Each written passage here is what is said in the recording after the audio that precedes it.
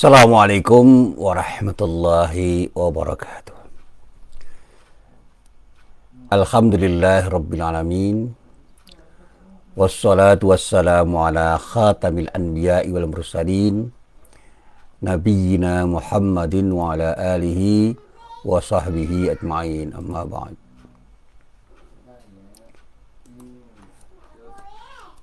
Para jamaah yang dirahmati Allah, alhamdulillah pagi ini kita bisa bertemu lagi, dan mudah-mudahan sekali lagi kita berharap setiap pertemuan kita benar-benar menjadi pertemuan yang bermanfaat, menjadi pertemuan yang mendapatkan ridha dari Allah Subhanahu wa taala. Amin. Para jamaah yang dirahmati Allah, hari ini saya ingin sedikit mengingatkan kepada diri saya dan kepada para jamaah sekalian tentang apa yang seharusnya kita dahulukan ketika kita ingin membangun kepribadian kita. Banyak orang yang mengatakan bekal-bekalah dengan ilmu. Bahkan ada orang tua yang selalu mengatakan begini, jangan sampai kamu jadi orang miskin. Dan kata miskin itu selalu dikaitkan dengan kekurangan harta benda. Jarang sekali orang yang mengatakan berbekalah dengan akhlak yang mulia. Dan jangan sampai kamu kehilangan kepribadianmu dengan meninggalkan akhlak yang mulia. Untuk apa kamu punya ilmu tinggi, punya harta yang banyak, tetapi kamu tidak punya akhlak yang mulia? Ini sesuatu yang sampai hari ini saya renungkan, dan itu yang selalu saya ingat dari nasihat orang tua saya dan kakek serta nenek saya. Sebelum kakek saya meninggal, dia mengatakan kepada saya, ojo nganti lali salat lan ojo nganti lali nindakake tumindak sing becik.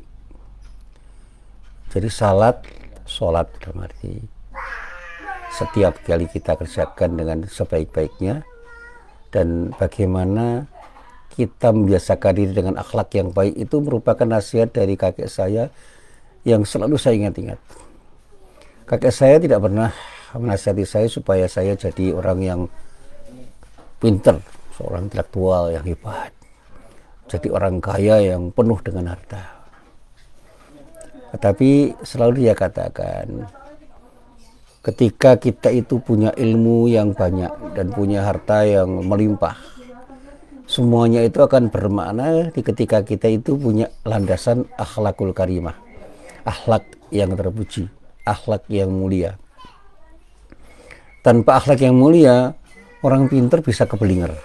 Dalam arti ilmunya tidak akan memberi manfaat untuk dirinya, dan orang kaya pun juga begitu. Tanpa akhlak yang mulia, kekayaannya itu bisa jadi memberi madarat pada dirinya. Itu yang saya coba terus saya renungkan. Tetapi bukan berarti orang Islam tidak boleh jadi orang pintar dan tidak boleh jadi orang kaya secara finansial. Itu salah. Tetapi jadilah orang yang punya landasan akhlakul karimah, akhlak yang mulia, akhlak yang terpuji, akhlak yang baik, ketika kita menjadi orang yang berilmu dan menjadi orang yang kaya raya. Nah, para jamaah yang dirahmati Allah, sekarang ini kan di dunia, termasuk di negeri kita, kalau cari orang pintar banyak sekali. Cari orang kaya juga saya kira banyak, tapi ya yang kaya raya betul tidak terlalu banyak. Tetapi apakah kita sudah melihat kemakmuran itu ada di negeri kita, apalagi keadilan itu ada di negeri kita, dengan banyaknya orang yang berilmu dan orang-orang kaya. Kalau kita bicara tentang pertumbuhan ekonomi, mungkin di kalangan orang kaya merasakan betul. Tetapi apakah pertumbuhan ekonomi itu sudah dirasakan oleh orang-orang miskin yang ada di pinggir-pinggir kota, di pojok-pojok pedesaan? Dan apakah mereka itu sudah bisa dikatakan hidup dengan layak secara ekonomi? Padahal mungkin mereka berdampingan dengan saudara-saudara mereka, tetangga mereka, majikan-majikan mereka, dan orang-orang kaya yang selalu bisa mereka lihat dengan mata kepala. Yang kedua, ketika kita di negeri kita itu melihat orang-orang pintar banyak, apakah mereka itu punya integritas untuk beramal dengan ilmunya? Apa tidak ada orang yang berilmu yang dengan ilmunya justru dia berselingkuh dengan kekuasaan, yang pada akhirnya justru memberikan dampak negatif pada masyarakat? Sehingga sekarang ini ketika orang bicara keadilan, orang tidak bisa berharap 100% pada proses peradilan, karena di dunia peradilan kita tidak bisa berharap 100% pada keadilan para hakim yang pada saatnya bisa berkolaborasi dengan para jaksa dan para pengacara yang masing-masing berpihak pada kebenaran dan keadilan. Sehingga proses peradilan itu banyak sekali yang melenceng dari keinginan untuk mendapatkan keadilan dan kebenaran, karena orang sudah tergoda oleh bermacam-macam kepentingan. Dan itu ironis, sehingga tingkat kepercayaan orang terhadap proses peradilan di negeri kita itu semakin lama bisa semakin menipis. Dan kalau kita melihat tontonan-tontonan yang ada di dalam proses peradilan di seputar kita, di dunia peradilan yang bisa kita lihat dengan mata kepala, itu kadang-kadang sedih, miris, prihatin sekali. Dan disinilah kemudian kita melihat kata kuncinya bukan ilmu tetapi akhlak.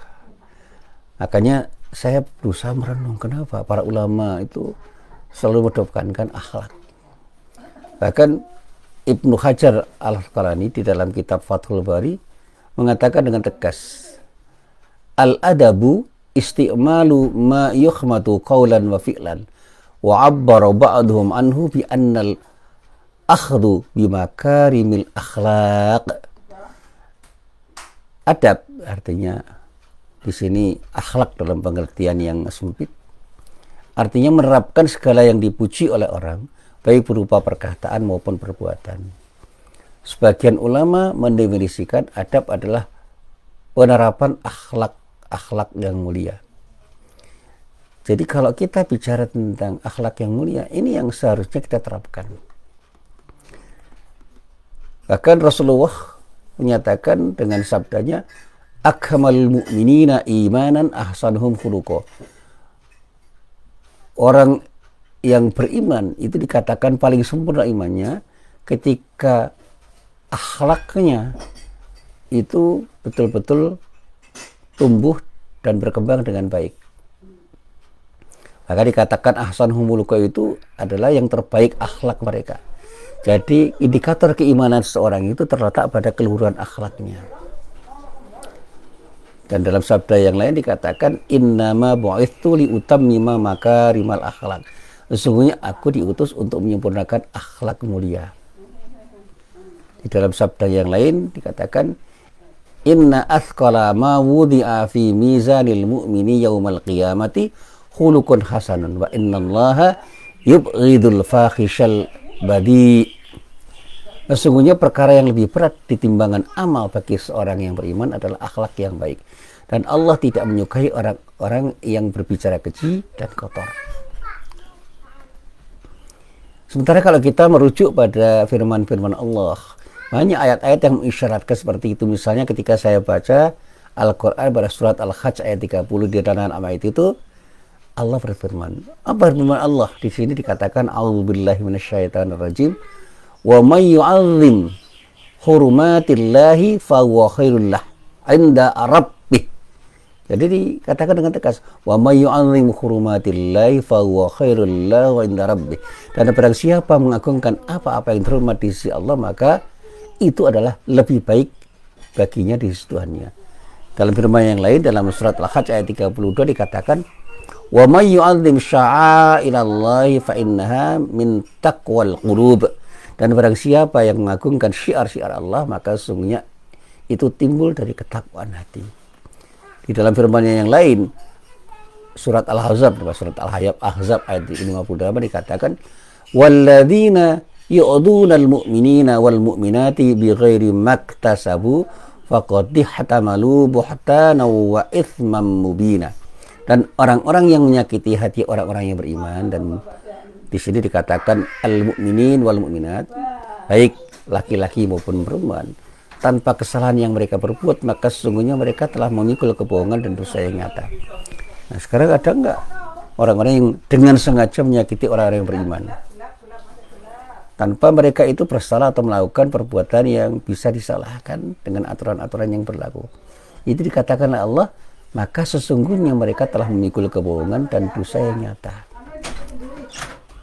Dan Rasulullah pun menegaskan, "Innallaha qala man 'ada li waliyan faqad adantuhu bil harb." Sesungguhnya Allah berfirman, barang siapa yang menentang waliku, ia telah menyatakan perang terhadapku. Nah, siapa wali itu? Imam Syafi'i menegaskan, "Illam yakun al-fuqahaul 'amiluna awliya Allah, walaysa lillahi wali." Jika para fuqaha, dalam hal ini para ulama, yang mengamalkan ilmu mereka itu tidak disebut wali Allah, kekasih Allah, orang-orang yang punya kedekatan dengan Allah sehingga dicintai Allah karena cintanya kepada Allah, maka Allah tidak punya wali lagi. Artinya waliullah itu siapa? Ya para ulama yang mengamalkan ilmunya itu.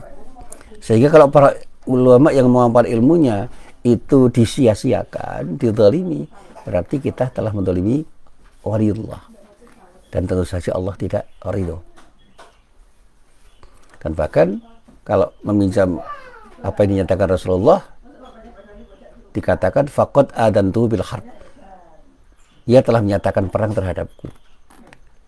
Itu artinya Rasulullah menyatakan, Allah menyatakan seperti itu karena ini adalah hadis qudsi. Siapapun yang menentang waliku, kata Allah di dalam hadis qudsi, ia telah menyatakan perang terhadap Allah. Jadi karena ada orang yang menzalimi para ulama yang mengamalkan ilmunya, itu berarti telah menyatakan perang terhadap Allah. Dan kalau perang kok berhadapan dengan Allah, tentu saja jangan berharap orang itu akan menang. Pasti dia akan menjadi orang yang terhina. Nah, para jamaah yang dirahmati Allah, seberapa mungkin ilmu itu harus kita anggap sebagai tidak lebih utama daripada akhlak? Memang para ulama mengatakan dengan pernyataan yang tegas. Tetapi bukan berarti ilmu tidak penting, tapi dahulukan adab. Sehingga saat ini kita melihat bagaimana pendidikan dimulai dari PAUD, pendidikan anak usia dini, TK, itu yang dididikkan bukan ilmu, tetapi adab, tata krama. Dan bahkan saya dapat cerita dari teman saya yang pernah kuliah di Jepang. Orang Jepang itu mulai pendidikan mereka itu dengan pembangunan karakter, utamanya karakter disiplin, karakter kerja keras, karakter komitmen untuk melakukan sesuatu dengan baik. Jadi anak-anak di Jepang itu dididik untuk menjadi anak-anak yang disiplin waktu dan sebagainya. Punya kesadaran untuk menjadi orang yang mau bekerja keras. Punya kesadaran untuk berbagi, dan bahkan itu dikembangkan. Bahkan saya dapat cerita dari keponakan saya yang ada di Finlandia, pendidikan karakter itu menjadi sesuatu yang sangat utama. Saya juga pernah membaca sebuah artikel tentang bagaimana keutamaan pendidikan karakter itu sampai kemudian diamalkan dalam bentuk yang sederhana. Bagaimana anak itu dibiasakan untuk berkata sopan kepada siapapun. Bagaimana anak itu dibiasakan untuk menghormati orang yang lebih tua. Itu diajarkan dan diberikan contoh konkret serta dibiasakan. Dan ini pembentukan karakter yang luar biasa. Ini di dunia barat. Nah, sementara di Indonesia, orang seringkali lupa pendidikan itu seolah-olah hanya dilakukan, diorientasikan untuk menciptakan lapangan kerja. Itu sangat elementer. Apakah ketika mereka bekerja tanpa karakter yang kuat, mereka akan bisa bekerja dengan baik? Pendidikan karakter itu jauh lebih penting. Makanya saya katakan, saya tidak silau terhadap kekayaan, dan bahkan saya tidak silau terhadap orang-orang yang punya ilmu tinggi, apalagi cuma sekedar punya jabatan dan gelar. Bukan berarti itu tidak penting, itu penting, tetapi yang lebih penting adalah apakah mereka itu punya akhlak yang mulia atau tidak. Bahkan M. Hain Najib mengatakan, tidak ada jaminan kalau sudah menjadi profesor itu akhlaknya pasti terpuji, karena nggak ada hubungannya antara menjadi profesor dengan akhlakul karimah. Karena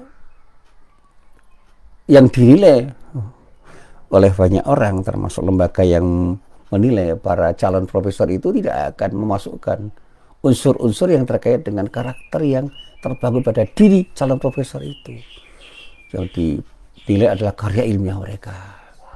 Seberapa banyak mereka telah melakukan seminar internasional, seberapa banyak mereka telah mempublikasikan karya di jurnal-jurnal yang terakreditasi. Bahkan sekarang ada istilah ya skopusisasi.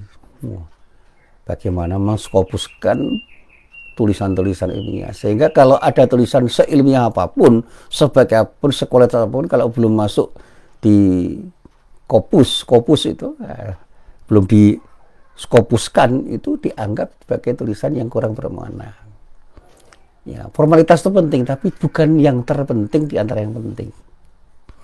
Bahkan kalau saya membaca karya-karya para ulama zaman dulu, luar biasa karya-karya mereka, tetapi mereka tidak pernah minta penghargaan. Masyarakat yang menghargai karya-karya tafsir, karya-karya fikih, karya-karya ulama-ulama yang sampai sekarang abadi, itu adalah karya-karya yang dihargai masyarakat. Bahkan saya pernah membaca kitab Al-Hikam yang ditulis oleh As-Sakandari, Ibnu Athaillah As-Sakandari. Itu isinya adalah kutipan-kutipan yang sifatnya pendek-pendek dari gagasan-gagasan beliau yang kemudian ditulis oleh beliau, dan tulisan itu menjadi sesuatu yang memberi inspirasi banyak orang. Saya membaca kitab Madarijus Salikin yang ditulis oleh Ibnu Qayyim Al-Jauziyah. Memang terasa kurang sistematik, tetapi itulah pengalaman spiritual yang diwujudkan menjadi karya intelektual seorang ulama besar. Imam Ghazali itu juga punya karya yang luar biasa. Ya. Bahkan salah satu karyanya Al-Munqidh minadh Dhalal, bagaimana Imam Ghazali itu mengungkapkan pengalaman spiritualnya, itu ditulis, dan sampai saat ini buku itu menjadi rujukan banyak orang yang terus terang banyak memberi inspirasi pada banyak orang. Nah, para jamaah yang dirahmati Allah, sampai-sampai para ulama itu prihatin sekali terhadap keadaan yang sekarang ini terjadi. Bahkan dulu ada seorang ulama yang namanya Abu Zakaria Al-Albari, itu pernah mengatakan begini, ilmun bila adabin, ya, ilmu tanpa adab itu dikatakan seperti api tanpa kayu bakar. Kanarin bila hatok. Jadi ilmun bila adabin, kanarin bila hatok. Ilmu tanpa adab itu seperti api tanpa kayu bakar. Itu artinya apa? Tidak ada sumber apinya. Kemudian dikatakan wa adabun bila ilmin karuhin bila jasad. Dan adab tanpa ilmu seperti jasad tanpa ruh. Kalau ada jasad baru, jasadnya ada. Tapi karena tidak ada ruh, ya tidak ada gerak, tidak ada aktivitas, tidak ada dinamika. Nah, akhlak itu menjadi dinamis karena ilmu. Dan ilmu itu menjadi hidup karena akhlak. Jadi ilmu yang hidup dan menghidupi, ya, itu adalah ilmu yang betul-betul didasari dengan akhlakul karimah. Sehingga ilmunya menjadi ilmu yang bermanfaat. Tapi ketika kita itu hanya mengedepankan akhlak tanpa ilmu, akhlak kita bisa jadi tidak berkembang. Karena kita tidak mengerti bagaimana harus mengembangkan akhlak yang kita miliki, karena tidak punya ilmu bagaimana mengembangkan akhlak kita. Tetapi tetap dikatakan oleh para ulama, misalnya yang dinyatakan oleh Yusuf bin Al-Husain, bil adabi tafhamul ilmi. Dengan adab engkau akan memahami ilmu. Ketika orang itu punya adab yang baik, maka ilmu itu akan berkembang karena dipahami oleh orang yang memilikinya. Sehingga Imam Malik, para muridnya mengatakan, belajarlah adab sebelum belajar ilmu.